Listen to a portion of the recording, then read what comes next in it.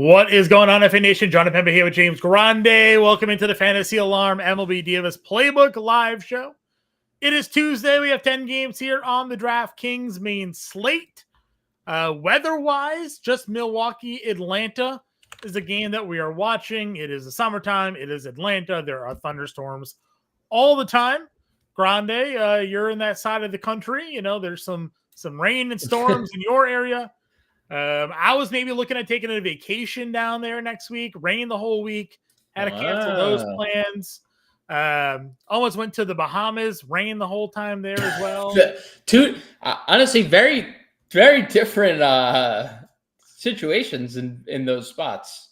It's raining in the Caribbean the entire week next week. There's an earthquake this morning in like Punta Cana. Yeah. So we had to nix the vacation plans. But how did you go from like one end was like, yeah, maybe we'll go down like the coast to like possibly going like, well, upon request of wife, it was warm beaches. Okay, so anywhere warm. Okay. Correct. Because we live in New England. So we were looking at Hilton Head, Charleston, those areas. Okay. But it's gonna rain all next week, man. So be prepared. Just rain. It's currently doing it right now. It's gonna do nothing but rain and thunderstorm next week in South Carolina. So we had to cancel those plans. We're like, oh, maybe can't do it. Then we almost got a cruise, thunderstorms. It's a nightmare. So we're just gonna stay here and not go on vacation instead. Anyways, side tangent. Just go to like San Diego. You will not get stuck in like any bad weather. That's true. Didn't want to fly across the country. I did propose Las Vegas. I was told no. We did. I always got to throw the lob. You know. Sometimes they come down with it. All right. So Atlanta is the only game we're really watching for. There's some slight wind blowing in for Chicago. I don't even know if that's it is Cincinnati, Chicago. Some rain blowing in. Wind blowing in that one. Sun blowing in. Yep. Named all the weather. Agreed. And we have course on this slate. So a lot to talk about, a lot to deal with. From an ownership perspective here today, we were obviously talking pitching on the preview show. 3 starters up over $10,000. Garrett Crochet and Brian Wu are your 2 highest rostered starting pitchers, the only 2 over 10K, which is 20% rather, which is basically meaning you're flipping a coin. Would you rather Garrett Crochet versus Kansas City or Brian Wu versus Chicago today here, Grande? And I'll kick us off with that. Crochet is the better pitcher, probably a better spot for Brian Wu. Not that Brian Wu is a bad pitcher, but like there's just not the ceiling that Garrett Crochet has. You know, Brian Wu doesn't have a single double-digit strikeout game on hit. Garrett Crochet has one more double-digit strikeout game in his last start than Brian Wu has had all year. Okay. One. So the answer is one. One? Yeah, okay. Got it. Like Garrett Crochet, like I'm not saying Brian Wu can't go out like 8 innings, 1 run, 7 strikeouts.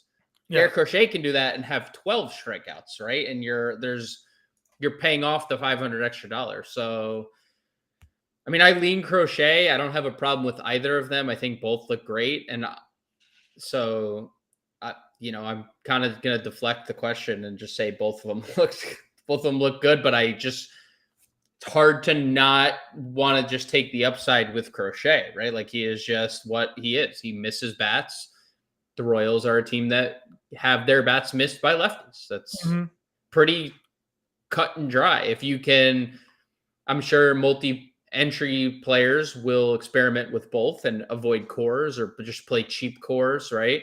I lean Crochet. I do think, of all of the 10K pitchers, Freddie Peralta is the most interesting of the 3.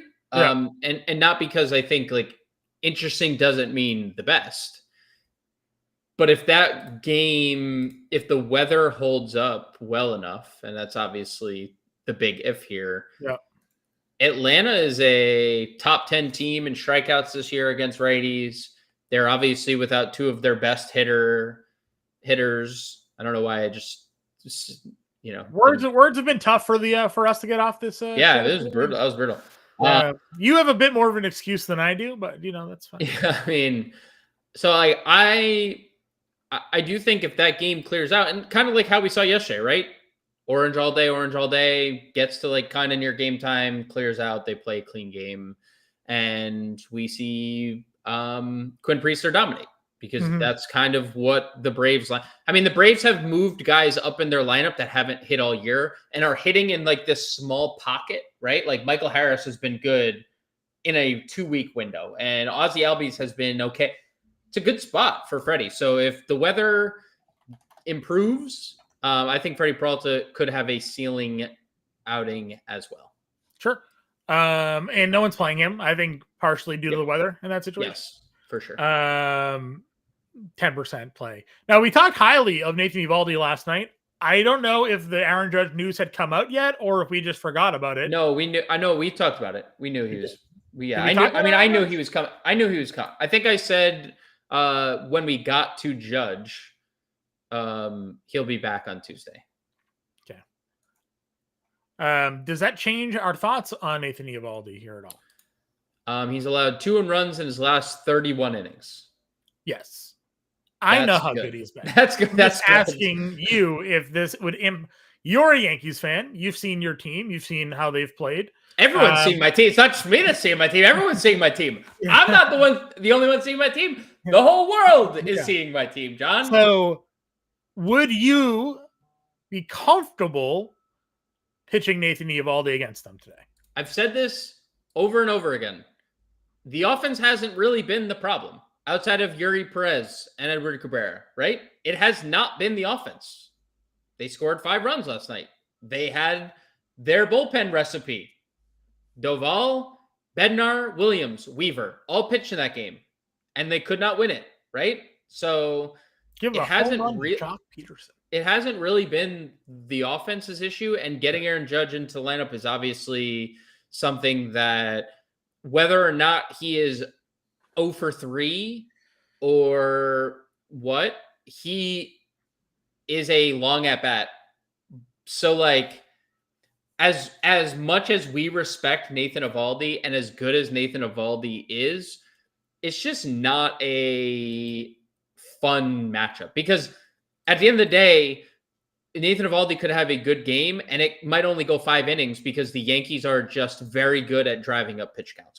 That's the one thing we've said all year long. Like, if there's one thing I can guarantee, is Aaron Judge in the lineup doesn't hurt that theory. Like, he sees a lot of pitches. So I'm gonna probably pass. Like, if you want to play Eovaldi just because the Yankees, like, there's win equity because the Yankees can't win games, then you can. But $300 more Peralta's there. There's a few pitchers in the 8K range that I'd rather play, or cheaper than Eovaldi I'd rather play. Anything commenting on the Peralta innings here? I mean, yeah, listen, it's not a pitch count problem. He is just throwing a lot of pitches, right? Walks. Yeah. So if he can, I mean, yes, recently 5, 5, and 4, but 6 2/3, 6 and 6. You weren't really complaining about the 22, 27, 28 fantasy points the 3 games prior to the most recent 3 games. So comes and goes. It's all about that. Pitch count could be an issue for Crochet tonight too. You kind of commented Royals see a lot of pitches. Brian Bayo did get the 6 full last night, but it needed 2 1-pitch outs to really help him get there late in that. Not saying Crochet can be a bit more effective, but the Red Sox have also talked about managing Crochet a little bit here in the second half. Pulling him at 100 pitches in the last couple of starts. So we'll see what happens. You said you like some of the other guys in the mid range. Where are we looking? Yeah, I mean, I think Imanaga looks pretty good. This is a spot with Cincinnati where they don't hit a lot of home runs. I mean, they don't really hit for a lot of power in general. We've talked about that for a pretty long time. They're 18th in ISO, 129 team ISO against left-handed pitching this year. They also have a 24% strikeout rate, so there's a ceiling for Shota. Pepiot is interesting in tournaments. He obviously got torched by the Yankees the last time out, but this is a team against the Angels that strike out a lot. Second highest strikeout rate in the game against righties. So I like Shota. I like Pepio. I don't mind Will Warren. We talked about it on the show last night. If you remove the start against the Blue Jays and start against the Dodgers this year, which you can't, but Will Warren's largely been good. And he has a strikeout ceiling. There's been double-digit strikeout games this year. He gets a little inconsistent at times, but the consistency has kind of been better. 4 of his last 5 starts, he's allowed 2 earned runs or fewer. So I'm okay with like the trio right there: Imanaga, Pepio, and Warren. And then when you drop below, I think on the flip side of Pepio, Jose Soriano, another like Dr. Jekyll, Mr. Hyde type pitcher. He has been super good lately. As Fangraphs just starts playing an advertisement, just scared the absolute crap out of me. Heard it. You heard it? Yeah, a little bit. Oh, it was about hotels. I don't know why hotels were popping up, but yeah, I like Jose Soriano at 76. Tampa's offense has been just, outside of Yandy, they rely on a home run from Caminero. Soriano doesn't really allow home runs either. So I think this next little pocket of pitchers is pretty good. Talk to me about value. Obviously, we have a lot of comments in here in the chat. Anything sticking out to you? DePrince looking for his one FanDuel starter. I think you can kill any of the top guys there, DePrince, today. Anything else for you here today, pitching? It's not a comfortable rest of the tier. Like Littell is in a terrible spot to make his debut. Clay Holmes, I'm all the way out. Sheehan is okay at 7,200. Just because St. Louis offense has been kind of bad. I can't go Wentz. Milwaukee's been really good with some of their bats from the right side. Logan Allen, it looks okay. I think Anthony just commented about Logan Allen, but like it's not about the Mets as much as like Logan Allen doesn't miss bats. He doesn't like provide anything in DFS. I mean, Logan Allen like does not have like an actual ceiling. For Logan Allen to have like a big fantasy number, he needs to basically be scoreless, and I would be surprised if he was scoreless in this spot. I mean, he pitched 7 innings of 2-run baseball against the Rockies and only had 16 fantasy points. And that is, if he doesn't get a win, you're at 12 fantasy points, right? Like you're at literally like that is a number that you can't like get away with if he doesn't have the win. So it's not my favorite. I think our boy Keith Vape or My Lanes, I guess we're going through a change here with the name. A little rebrand, but I recognize the dog, the German Shepherd picture here. Yeah. I am not worried about Texas offense. Like they're not a good offense. Like yes, Seager being there is good for them, obviously, and they've had large pockets of time without him. And this is the better split for a lot of them, like Semien and Adolis and Josh Smith and stuff. But Will Warren, especially when it comes to like the righties and Semien Adolis, Will Warren does not allow anything to righties. So you kind of take them out of the equation. I mean, 0.87 ISO, 255 WOBA. He's a 33.5% strikeout rate. It is worth mentioning the lefties are better, but you kind of said it. Jock Peterson's one of those lefties. I don't care that he hit a home run last night. He's still hitting less than 150 on the year. Rowdy is a home run or bust. He's a 25% strikeout rate this year against righties. Like, it's not exactly like these powerful lefties. So I don't necessarily worry. Just had a Brewers lineup come through. Caleb Durbin is leading off. Okay. I just wanted to point that out. Durbin, Contreras, Yelich, Vaughn, Collins, Terang, Perkins, Jansen, Ortiz. So that's a choice. That's a choice. I mean, that's a lineup that, it's not great. Now I think Wentz has actually looked pretty good as a starter. Durbin has been pretty good against righties this year, or lefties, excuse me, 379 WOBA. Contreras numbers have turned around. Vaughn has historically been good against lefties. Isaac Collins, 180 ISO. Blake Perkins, it's very small plate appearance sample, 500 ISO against lefties. Sure. They're all cheap, so that helps. Jansen, right? We talked Jansen last night, 260 ISO again. Like, it's a pretty good, cheap lineup. So I saw someone comment about Wentz. I would kind of prefer the other side of that game. If I was ranking the two, I'd prefer the Brewers offense to Wentz. But, to Joey Wentz's credit, he has been better since becoming a starter. I mean, entering their rotation. Yeah, I mean, he's been undeniably better. Yeah. And just to comment on the Uncle Ted about the cutter. Sure. His cutter is actually a pretty bad pitch for him. Righties against the cutter this year, 333 ISO. That's not good. So a lot of power for righties. I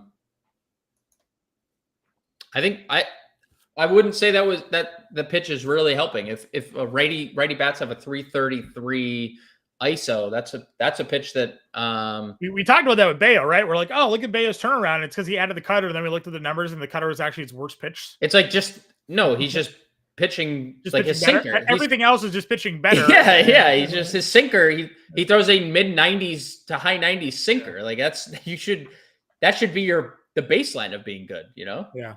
All right, catcher. Yes, but Uncle Ted, you're saying that the cutter has been a game changer. That was what you just said. It can't be a game changer and a bridge pitch, especially if the bridge pitch has a 333 ISO allowed against it. Keeps them on their toes. No, it keeps the ball going out of the yard. 333 ISO. Anyways, catcher. Kyle Raleigh, Hunter Goodman, Will Smith up there. We talked Miles Michaelis a lot and picking on him. Looking at today's ownership, again, we were kind of in on the Dodgers. Will Smith is your third highest rostered catcher. He's your top spend up catcher of the day. No shocker, Alejandro Kirk didn't really move his price tag, and therefore he is 3-1 when it comes to ownership here today. And then a guy that you called out because he's kind of hot right now, Bo Naylor, is actually getting ownership love tonight as well. Yeah, I mean, the Kirk, we don't need to spend much time on Kirk. I know he wasn't great last night. He only had 2 of the 25 hits that they had last night. No RBIs. No RBIs. No, nothing. Just nothing. Well, he couldn't do anything when Earn Dog Millionaire and Bo Bichette were doing everything else. True. Right? I mean, Loberfito had like 3 hits, like everybody but who's driving in. Yeah, Nathan Lucas. It was none of Barger, Kirk, Guerrero did nothing. No. Nothing. None of them. Sorry, we're still talking about the cutter. I don't know. I just looked to the cutter has the best swinging. His cutter has the best swinging strike rate on the board. So I don't know. Take that for what it's worth as well. Don't need to spend a lot of time on Kirk. If you want to play him, he's great for sure. I do think the Bo Naylor thing is interesting. I mean, he has just been better. Didn't play yesterday, so obviously momentum stopper. But the one thing we've always known about Bo Naylor is from the catcher's position, he has power, right? He is a powerful hitting catcher, a lot of extra base hits lately, 6 extra base hits over his last 10 games, like does have a big time ISO against right-handed pitching. I mean, he's hitting 5th.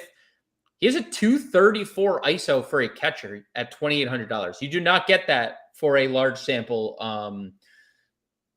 of at-bats from the catcher spot very often, especially at this price. So I do think those two are definitively the 2 best. And if you want to like circle back and play Cal, obviously that's an option. If you want to play Goodman, Berrios, I talk reverse splits. Berrios has been big time reverse splits this year. I think the Rockies look pretty good. Will Smith, you can always play Will Smith. It's Miles Michaelis season. Anytime Miles Michaelis is pitching, you can play against him. So those would be the three for me up above 4K pretty easily. I like William Contreras as well. Sure. He's been good and has historically been good against lefties. But then it's Kirk, it's Bo Naylor, and then you know what? Little hat tip to Danny Jansen. You gave him the shout last night as well, probably in the lineup. They were playing both catchers. We had kind of theorized that would be the case. And they are. Danny Jansen, 200 ISO against lefties this year. Let's ride. Yeah, I'm totally on board with that. Again, don't really need to spend too much time given where, the obvious play here again is Kirk in that middle of that lineup. First base, we go over to Ohtani is your highest rostered play. Again, yesterday he was low owned Ohtani, and he did nothing. So now you have a high rostered Ohtani. Hey, you're disrespecting that hit. I bet you it was like 113 off the bat, John. I don't know. He's your highest rostered play. He has the dual position eligibility. Then it goes to Toronto, Ty France, Vlad Guerrero, Alec Burleson. We commented back with the first base eligibility. He's up over 10%, as is Josh Smith. Ownership-wise, those are your top five. So Ohtani and Vladdy getting some ownership love, but no one really else among the top group here. Yeah, I mean, I get it why no one else would. You have Ohtani against a Michaelis, although I don't know if you saw this. Miles Michaelis at 37 or 36, however old he is, has mid-season added multiple mile per hour on his fastball, which is insane that pitchers can just do that, but has just randomly added multiple Sometimes miles it's a mechanics thing, and they they adjust the arm slot and they can get more leg drive, and it's crazy, dude. I mean, middle of season, 36, I think he is, 37. He's just throwing 97, 96 now. It's okay, dude, sure. Nevertheless, he has been largely bad. Like Vladdy, like Shohei. You could play Alonso, you could play Bush. They're obvious home run candidates, but I don't think either a priority. Obviously, Seattle hasn't had that big pop game that we figured they would since the acquisition of Eugenio and Josh Naylor, but Naylor hitting fourth tonight against Davis Martin looks fine. I don't have a lot of interest in playing Ty France at 43. We still haven't even gotten the Blue Jays lineup to confirm that Ty France is in. So, we'll see where he's hitting if so. But they're running a righty out. I don't see why the Blue Jays would even switch their lineup. They didn't have Ty France in it yesterday. I don't really know why he would play today. So we'll even see if he's in the lineup. I think Burleson's fine. Super good contact player.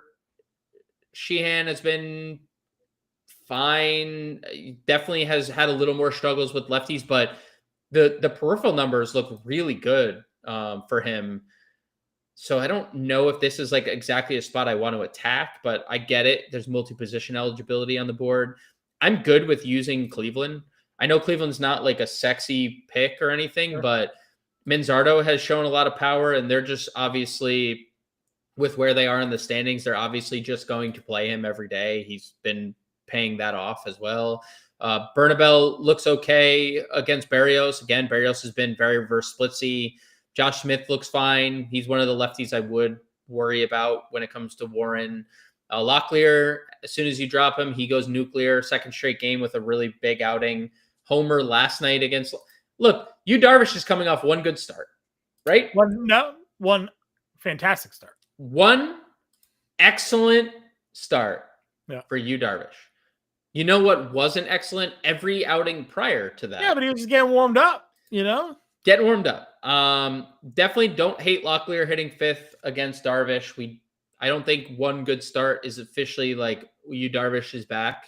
But if he is, he is. And, I think someone like a Locklear who is now doing what was doing in the minors, steal one game, home run the next. That's kind of what he's been doing. Vaughn at $3,200, hitting fourth, looks great. And then CJ Kayfus hasn't popped yet. This was one of the Guardians' 3 top 50 prospects that they have. He's the only one that's up. Obviously DeLauder got hurt, so that is probably the only reason he's not up. But Kafis at min salary 2K, I mean, he's a super talented kid. I've talked about Holmes a lot. There is constant traffic for Clay Holmes these days. Like, the only problem long-term with Cleveland and playing multiple Cleveland is that if they do not get to Clay Holmes, they are going to have a tough time scoring because the Mets bullpen is so good. Like, since the deadline, I mean, Rogers and Helsley adding into what they already had, it's a very good bullpen. Yeah, I agree. Second base. Ketel Marte is $6,000 going up against Yu Darvish. From an ownership perspective at the position, no shocker to see Ernie Clement up there after his day. Daniel Schneemann, someone you highlighted, also getting a lot of ownership love today. And then it's kind of a hodgepodge of guys in like the 6 to 7% range. We didn't really like this position last night. Seems like kind of just spending down could be the way to go here. Yeah, I mean, it's just feel the same way about it today. I don't hate Matt McClain, who's been good lately. Obviously hitting in a premier spot in the lineup, and we know Shota can serve it up. Earn Dog, if you're playing Ernie Clement tonight, understand that, yeah, he obviously has a high ceiling. He's facing a righty, though. It's been a split that he has struggled with all year long. Does it matter, I guess, in cores when it's a pitcher like the caliber pitchers that the Rockies are throwing? No.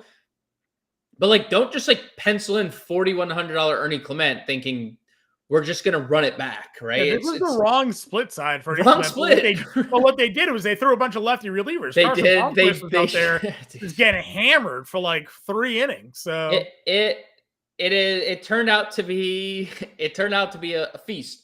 Yeah. But we commented on something yesterday, and I think it remains to be seen if they do it again.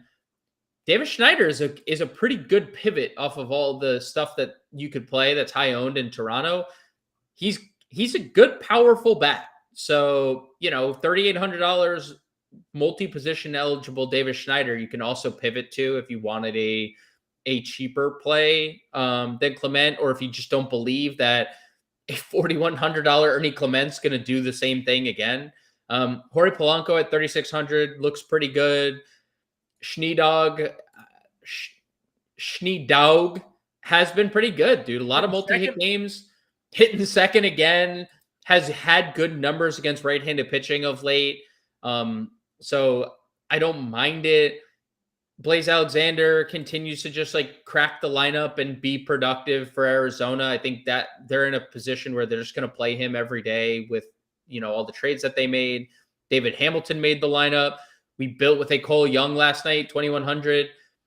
Cole Young has been better than what he was earlier in the year. So I think there's a lot of value, a position that I have essentially no interest in spending up at. It's a position where it feels a bit of a waste to spend up on because you're just eating money. You're just taking away from better positions. So second's a bad one today. Uncle Ted's going through it. Ozzy, Turang, Polanco. Listen them off. Not Uncle really Ted, on hobbies, but I can get to some Turang, even though it's wrong split side for him. Maybe he just woke up and he just found out Ozzy Osbourne died. They actually released the cause of death for Ozzy Osbourne today. It was a heart attack by also a bunch of different things. He also had Parkinson's, which we all knew for a while there. Mm-hmm. So rip to Ozzy there. Third base. Jose Ramirez is hitting third. He is your highest price play at the position. Ernie has a dual position eligibility, so he again rules the ownership play here. Alex Bregman and Max Muncy round out 2 and 3. Caleb Durbin now for Barger, just 10%. Got a low roster bounce back play. Addison Barger tonight. Yeah, a lot to break down here at the top. Ramirez obviously is great. He is awesome. He is underrated. He's the best player in the league that's still underrated. He is once again going to approach 40-40. And guess what, John? Only me and you are going to care, right? Only me and you are going to bring up that he's going to probably go 40-40 or close to 40-40 again. Barger looks great in a bounce back scenario. We know how good this guy is. We know how good he can be.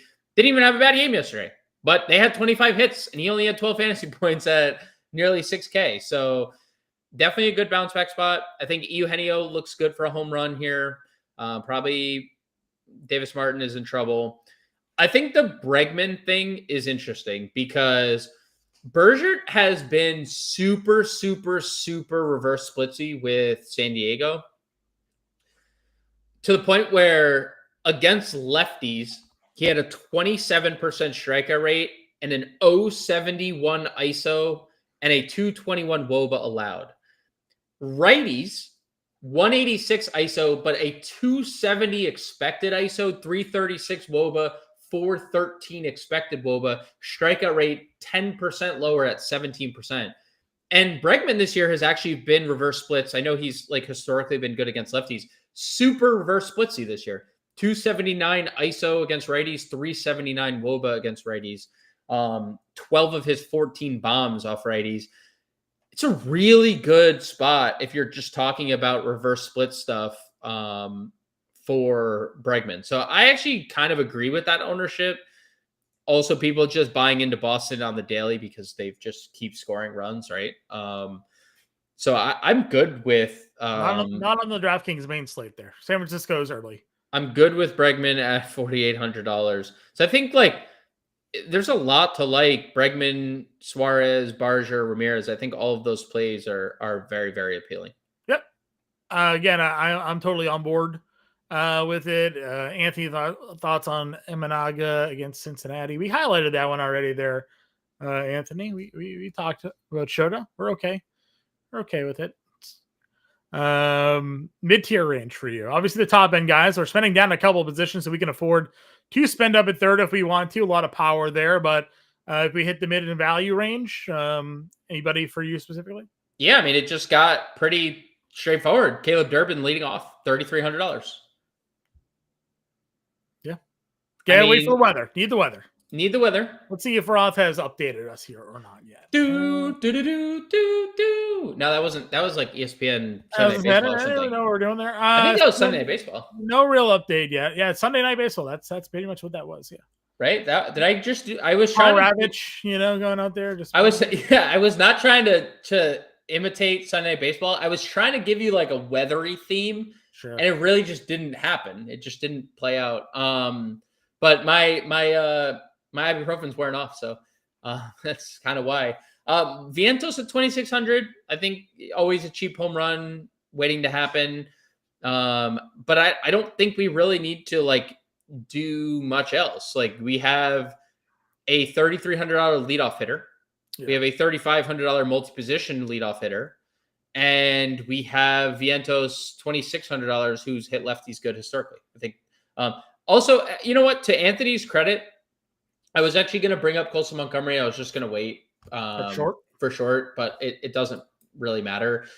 And I've said this a bunch. Like Brian Woo's a very good pitcher.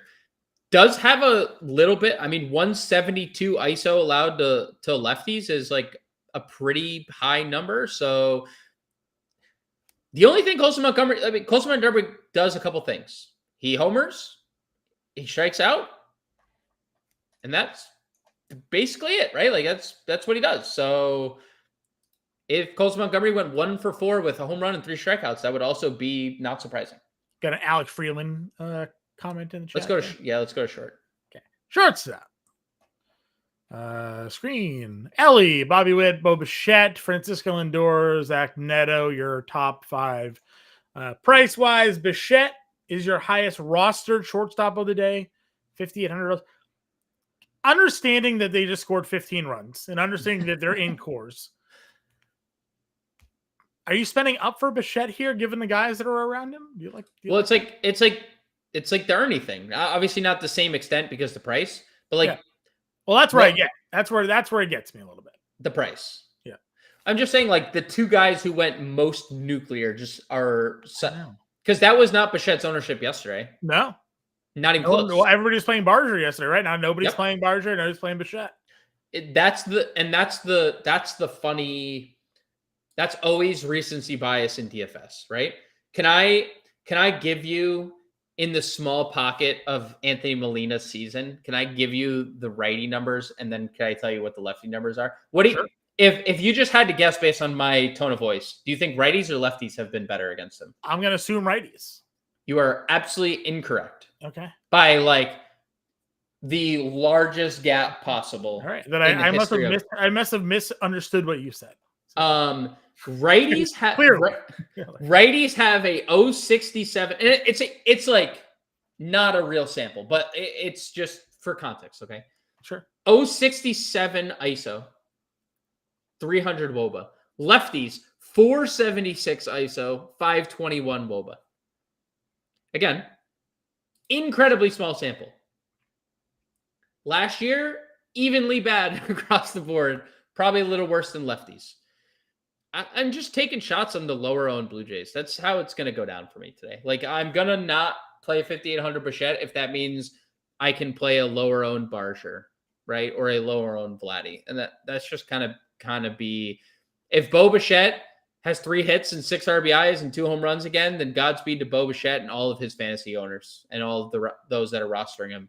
Because like the split and the ownership tell me to play the lefty in like Barger, or the ownership tells me to play Vladdy. So if I can't get both of them, right? Like if you can comfortably play Bichette plus one of the other ones, then yeah, do it. It's fine. But if you're like basically in a situation where you're playing Crochet and you can't get 2 of them, then yeah, if you're in a tournament, then play the other guys because they're lower owned. So I agree. You get Seager at 47, who's cheaper. You get Story's your number 2 ownership play. So it's going to Story. Yeah, I mean, they keep scoring runs. Like, I know we keep saying it, but they just keep scoring runs. Berger fastball velo too, John, is good. I mean, we're good, totally good there. Yeah. There's a lot of side commentary about the Red Sox. Obviously, in the last series with Houston, they had the old situation where they intentionally balked. Hector Neris balking Story to second base.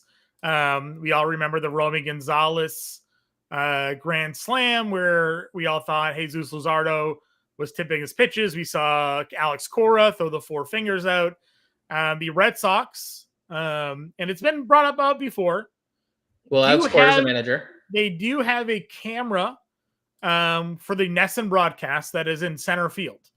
And that there is, some speculation that they are getting the feed to that camera, stealing signs, and therefore another Alex Cora team stealing pitches.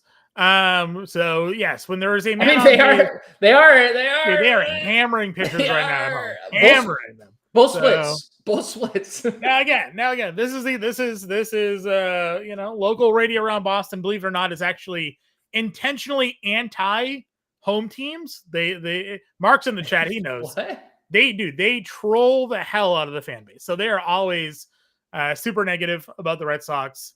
And they spent like a good hour today talking about how Alex Cora is doing what he can to help the Red Sox win games by doing what he knows best, cheating. Well, he's done it. He has done it. Yeah. So anyways, so the Red Sox stealing signs, relaying them, and putting up a lot of runs when they're at home. Who cares? They're at home. They're scoring runs. Keep riding it out. They're at home again. Kevin Roth update said it looks riskier than yesterday in Atlanta, but he still thinks they managed to play. Okay. Doesn't feel great, but do what you can. Especially when you drop the "I think we're gonna play" line. That the "I think" line is never like a. Especially we have another game tomorrow. Like it just never encouraging. Never the encouraging one for sure. Not at all. Alrighty. So that's where we're at with Story. You can play Colson Montgomery here. Yeah, this is a bad value spot. Yeah. JP Crawford and Arias are the only 2 that I even really consider, and I don't even know if I'm considering. Was it Joey Ortiz hitting like 30 set or something? No, he's hitting 9th. Oh, nice. Well, wrap around. Yeah, but he's like kind of. These numbers paid that price tag off. If you want to play Joey Ortiz, here it is, John. Salute to you, sir. That's good. I like 8 other Brewers before outfield. Nutri-Dad, not too far ahead of yourself. No, you're good, dude. We already talked about Ohtani. First base or outfield. I think we built him with the outfield last night because we liked the value. Yes. At first. Yeah, because you could at Vaughn. Yeah, Vaughn first, Locklear. And if you want to play Vladdy, if you want the Guardians first baseman as well there. Yeah, Menzar though. No, the other one. Oh no, Kayfis. Oh, Kayfis. Yeah, if you want to play Kayfis, yeah. There's also a ton of value. I mean, it's a big slate. We went over this on the previous show. There's 100 outfielders like 4K and under to play today, so you can get there. All right. That said, Aaron Judge is back. Ohtani's here. I don't know if you saw the highest roster. I did. I did. No, I did. Jock Peterson homers off Devin Williams, and everybody's like, "We're back. We're going to the moon." Devin Williams was that soda can that just almost fell on your desk. Yeah. Did it fall? No. Of course not. Because Devin Williams has fallen 3 times in a row. Probably should. I took the underdog pick-em article will be published here momentarily. I took the under 1.5 hits, runs, and RBIs for Jock Peterson. He stinks. Why would we not? The guy is absolutely terrible. Any other game prior to that would have been like a 0.8x like multiplier play. Not even money on the under 1.5 hits, runs, and RBIs. This guy's got 1 hit in like 3 months. He has 19 hits. He has 19 hits this year. Absolutely free play. He's going to double dong tonight, but I am not playing him at all. No. But everybody is 20%. I get it, right? Like he's $2,300. Yeah. They're hitting him 5th because they love Jock Peterson, rally killer in the middle of their lineup. They do. Honestly, this is better. This is better for the Yankees that Jock Peterson's in the lineup. It's better. Oh, for sure. But there's a lot of value to be played here today if you don't want to go Jock Peterson. So Ohtani's your number 1 spend up. We said that at first base. He does have the dual position eligibility. We highlighted Jarren Duran. He is back as the leadoff hitter without Roman Anthony in the lineup today. Yep. Good price tag for him. He's hitting the ball really well, $4,400. Willie Abreu's 4K. He's hitting 3rd today. So Red Sox are popular in the outfield. Dalton Varsho is your highest Blue Jay in the outfield today. He's at 12%. Yeah, he hit a ball that's probably still traveling currently. Another slate where Toronto has a 7+ run expected. Yeah, I mean they do. Toronto looks great. They look great. They're the number 1 team since July 1st against right-handed pitching, and that obviously didn't change last night when they absolutely demolished every pitcher in sight and had 25 hits. So if you want to play anything Toronto, we still haven't gotten the lineup, right? We still don't have Toronto's lineup. So no. I assume they just run it back. Why would they? What do they need to change? Just going back to the top, and we'll get to some of those names. I think like Ohtani and Corby look the best if you're just like full spending up. Tucker and PCA and folks are obviously live for home runs because that's been Zach Littell's thing. He gives up home runs. So I'm perfectly fine if you want to get there. We talked Barja already. I think J-Rod looks okay, and same thing with Randy. Colorado has a bunch of righty outfielders that look good. Jordan Beck and Tyler Freeman. This has actually been the better split for Freeman, which does look good because Barrios has been a reverse splits pitcher all year. So I like both those guys. Dude, Nathan Lucas is going to lead off again. He's been a dog, 3 hits, 2 doubles, was on base like 6 times yesterday. You can definitely play him. The 4K range is ridiculous because you have Lucas. They're hitting Hap 2nd, which is obviously a home run spot. Moniak's hitting 5th. Duran looks great. Jerickson Profar and leading off. Grisham leading off. You have Austin Hayes and his historically better split. You have Willier, as you mentioned. I mean, it's a really strong loaded spot. 100%. If you want to work your way down to some value, I mean, even under 4K, you do have Doyle down here, Dominguez, Friedel, lefty. Who? Loperfido, third. Yeah, Loperfido, Laureano. I know Willie Castro's better versus lefties, but if he's just in that lineup, I'd play him. Schneemann, you play here as well. Brewers. Collins, you can play here. Perkins. Yep, Perkins. Dude, Collins and Perkins both look great. I love the price of the Brewers. Like, I think the Brewers pricing makes it pretty easy to get Blue Jays. Because, dude, they're all so cheap. Like, other than Yelich. And Yelich is the lefty-lefty split. So it's not really like a concern. I'd rather play Tyrone Taylor at 21 than Jock Peterson at 23. Yeah. I mean, you can also play Starling Marte in that same lineup who's leading off tonight at 3K. Like not min salary, but like so cheap leading off. We know Starling Marte has a good history against left-handed pitching. You can play Andujar, who's been really good against lefties against a guy who does give up home runs at 2,700, hitting 5th tonight. Like, there's a lot of different. Dude, you can play Alejandro Osuna. I've talked about Osuna before. I know he's been bad, but like, there's a lot of numbers that suggest he's been unlucky. Nothing suggests Jock's been unlucky. Everything suggests he's just been terrible. So, yeah, I think there's a lot of things I'd rather like just take a shot on than playing Jock Peterson, who's chalk. I mean, it just sounds. There's nothing that sounds fun about playing a chalk Jock Peterson. It does not matter if he homered yesterday. All right, so we do Perkins, Collins, Kirk probably here. Yeah, I mean, I think what we could do is, do we both agree on Barger? Yeah, because if he's the low on play today, then I go back. Well, what I was gonna say is we can do Barger in the outfield and play Durbin, or we can play or we can play Vaughn at first. And like another cheap Brewer, because I think three Brewers with the Blue Jays look really good, dude. Okay, I'm good with Vaughn, Perkins, Collins. I don't need Durbin. Okay, in that spot. Yeah, I know. I was just saying that is an option. Optionality is there. Jock is minus 150 to get a hit. Like, Warren has obviously been worse against lefties, but like, he also misses a lot of bats, and Jock Peterson doesn't go up to the plate with a bat. DraftKings, for me, took away the ability to take unders on props now, unless it's like outs. Interesting. I don't know if that's a new thing they're doing with props now because of all the illegal gambling that's going on. Sure. Which is unfortunate because I would have taken the under 1.5 hits, runs, and RBIs from Jock on DraftKings, but I had to do it on Underdog instead. But yeah. All right. So Crochet or Wu? Crochet. Okay. And then Soriano? Oh, it's going to be a tough one. Yeah. Yeah. That's 41. Good. Second short outfield. There you go. All right, guys. Full lineup will be in the Discord per usual. You do have to watch the weather in this Milwaukee game.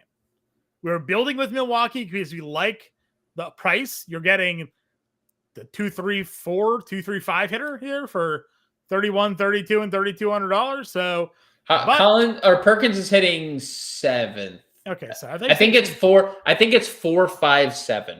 All right, I know nothing. But anyways, great pricing. You just literally you were hoping you nailed it. Yeah, I did. I thought you said it earlier that's what they were hitting in the lineup. Maybe Durbin's leading off, and that threw me off. Durbin is leading off. Is Collins hitting second? No, he is hitting 5th. I know. Just 4, 5. Did he hit second yesterday? No, he didn't. He's hit second this year. So that counts. Yeah, 4, 5. Confirming 4, 5, 7. That is where. Blue Jays lineup. That was just a stall tactic. Blue Jays lineup. Lucas leading off, Bichette, Guerrero, Barger, Kirk, Varsho, Clement, Loperfido, France. Oh, so they're playing France over... France hitting 9th at DH. France over... I don't know. I don't know either. All right. Schneider. Full lineup will be in the Discord. Over Schneider. There you go. Full lineup in the Discord. Again, Milwaukee rain game potential, so be on the lookout for that, guys. We'll have the preview show tonight, live show tomorrow. We'll catch you later.